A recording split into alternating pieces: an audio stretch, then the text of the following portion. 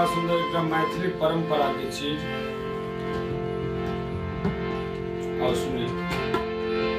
पार गंगा पार जमुना बीच कदम के गाछियो ताही ऊपर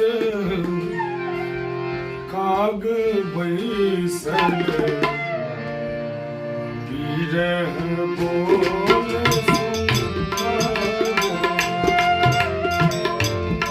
ताही ऊपर काग बैसल बिरह बोल सुना गयो।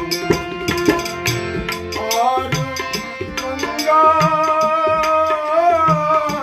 पार जमुना बीच कदम के गाछियो ताही ऊपर काग बैसल बिरह बोल सुना गयो।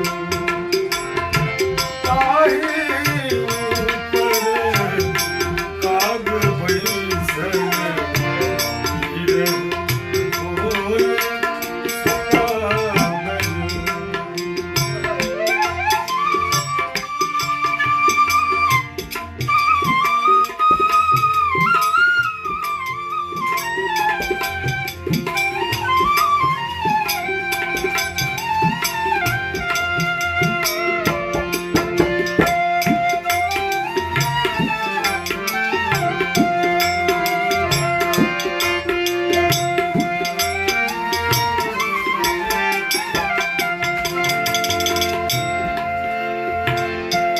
काग रे तोरा पाग बांधब सोन मुरायब दुनू चोचियो। काग रे तोरा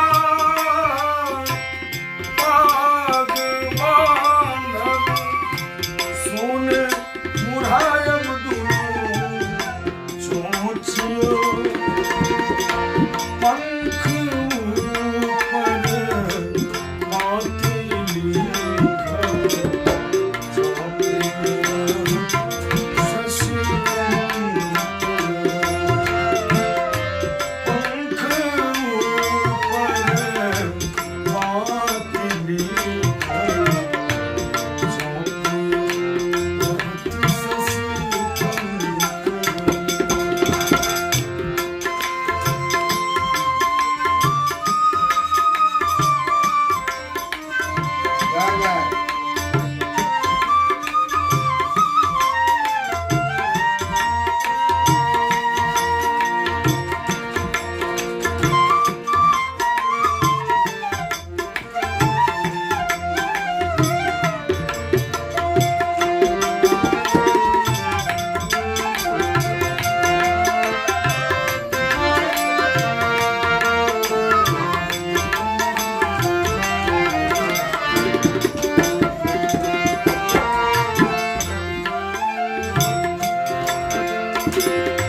सासू है दुख कहब ककरा